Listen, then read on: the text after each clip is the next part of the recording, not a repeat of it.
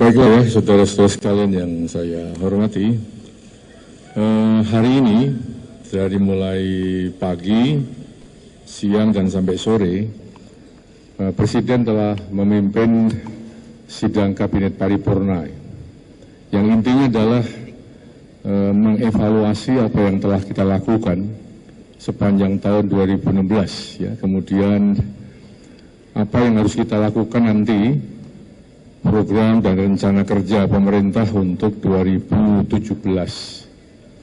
Saudara sekalian, Presiden setelah menerima laporan-laporan dari berbagai kementerian lembaga terkait yang disampaikan oleh para menteri koordinator, intinya adalah bahwa untuk bidang Polhukam kita melaporkan hal-hal yang sudah dijalankan. Jadi ada 3 hal. Yang pertama, apa-apa yang sudah dijalankan dan perlu dilanjutkan.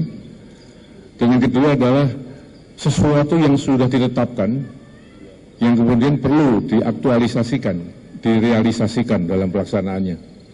Dan yang ketiga adalah hal-hal yang harus dan perlu untuk dilaksanakan setelah mengantisipasi perkembangan strategis baik pada level global, level regional maupun nasional. Tentu saya tidak akan menjelaskan keseluruhan yang terlalu banyak. Oleh karena itu saya hanya akan menyampaikan hal-hal yang telah disepakati dan disetujui oleh Presiden. Ya. Yang pertama, saudara sekalian, kita akan meminta untuk DPR segera menyelesaikan ya, pembahasan mengenai revisi undang-undang terorisme. Ya. Mengapa? Karena dari pengamatan kita, dari kondisi-kondisi strategis global, regional, dan nasional, maka ancaman terorisme itu sungguh sangat sangat mendesak ya, untuk kita hadapi. Serangan terorisme itu sekarang sudah merupakan tren dunia, di mana semuanya sepakat untuk dihadapi secara bersama-sama. Tidak ada satu negara pun yang tidak sepakat bahwa terorisme harus dihadapi bersama-sama negara-negara di dunia, termasuk Indonesia.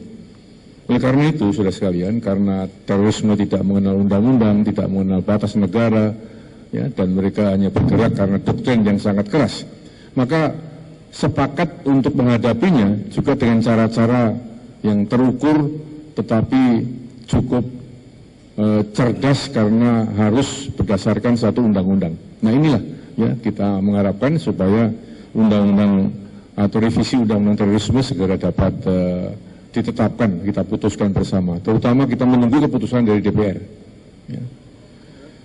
Kemudian untuk masalah bela negara, ya, saudara sekalian, beberapa waktu yang lalu dalam rapat terbatas di Istana, kita merasa perlunya kembali semangat untuk membela negara, semangat pembelaan negara ini, semangat bela negara. Bukan hanya dibebankan kepada aparat keamanan, polisi, TNI, bukan. Tetapi karena kita menganut pertahanan semesta, maka pertahanan bela negara ini juga harus dilakukan oleh semua warga negara Indonesia. Ini amanat Undang-Undang Dasar. Oleh karena itu perlu segera dibentuk satu wadah ya untuk bisa membina, membangun kembali semangat bela negara itu di seluruh warga negara Indonesia. Dan ini untuk tidak kita membentuk badan baru ya, akan diberikan tugas kepada Wantanas, ya, Dewan Ketahanan Nasional, yang sebenarnya merupakan wadah untuk menyusun konsep yang diusulkan oleh Presiden. Sekarang akan di-switch tugasnya untuk menangani masalah-masalah yang berhubungan dengan membangun kembali semangat bela negara yang merupakan kebutuhan yang cukup mendesak. Karena selain itu, selain bela negara, juga pemerintah sudah menetapkan adanya unit kerja untuk kembali memantapkan Pancasila, ideologi Pancasila. Jadi ini serentak. Di satu sisi ideologi Pancasila dimantapkan kembali melalui unit kerja itu yang dibentuk ya oleh pemerintah, dan di satu sisi bela negara juga terus ya kita tanamkan ke seluruh warga negara Indonesia untuk menjadi satu kekuatan baru. Saudara sekalian, kecuali itu juga Presiden sudah setuju untuk dibentuknya Dewan Kerukunan Nasional. Ya. Dewan Kerukunan Nasional ini perlu karena apa? Karena Indonesia tentunya punya sejarah, ya, dan setiap suku bangsa di Indonesia selalu menyelesaikan masalah terlebih dahulu dengan cara-cara musyawarah mufakat. Lembaga-lembaga adat yang ada di seluruh negeri ini sebenarnya nafasnya itu menyelesaikan konflik dengan cara-cara musyawarah mufakat, dengan cara-cara damai, bukan dengan cara-cara konflik. Nah, karena kita mengadopsi undang-undang dari Eropa, maka selalu kalau ada masalah, kasus di masyarakat, kita larikan kepada proses peradilan, proses konflik, proses pro justisia. Nah, di sini ya, yang kita inginkan adalah begitu ada kasus, ya, maka diselesaikan dulu dengan cara-cara non justisia, bukan dengan cara-cara konflik di peradilan. Ya. Nah, sekarang yang berlaku adalah setiap ada kasus di masyarakat yang masuk dulu Komnas HAM. Karena Komnas HAM punya peran menyelidiki permasalahan, menyelidiki kasus untuk dibawa kepada proses peradilan. Sehingga semua kasus di Indonesia seakan-akan harus didorong masuk ke proses peradilan.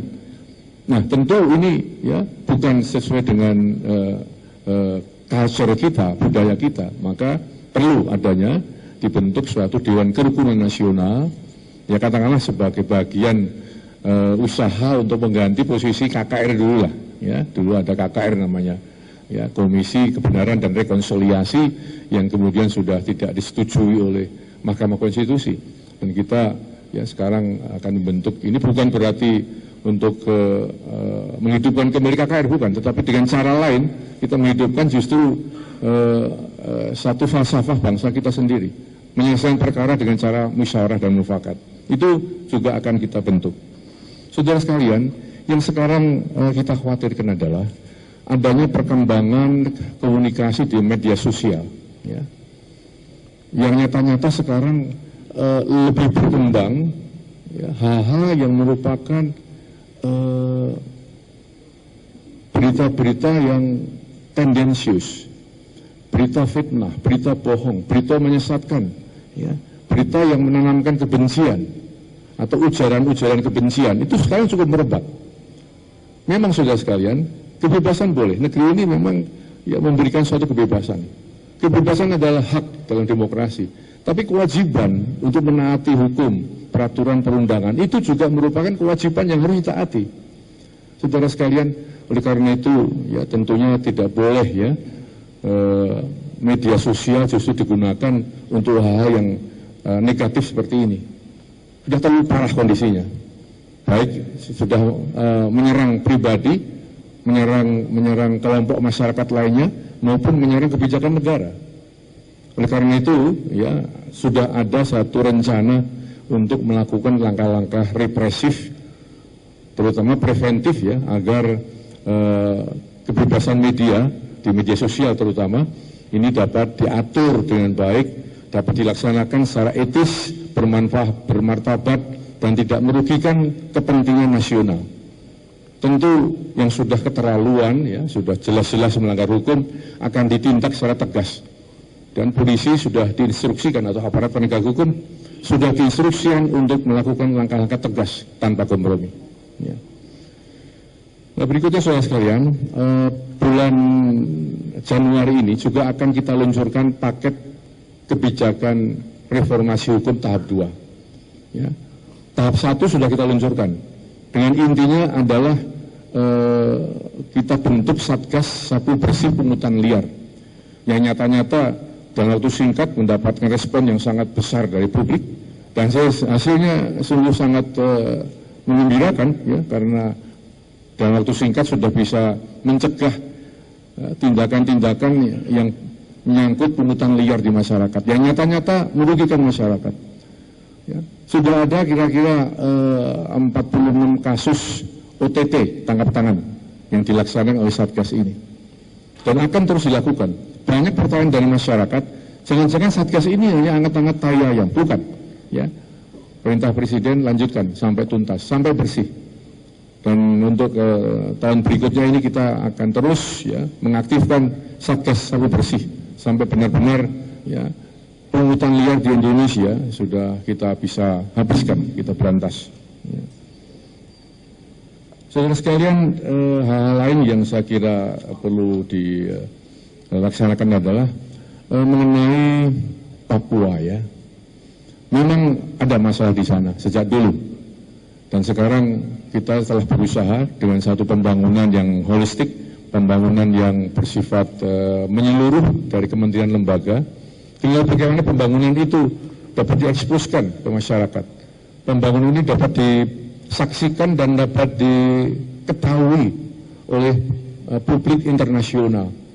Sehingga opini-opini yang menyesatkan mengenai seakan-akan Indonesia tidak peduli ya terhadap pembangunan Papua, kita tidak mempedulikan nasib teman-teman kita di Papua, di sana banyak pelanggaran HAM berat yang tidak terselesaikan dan sebagainya.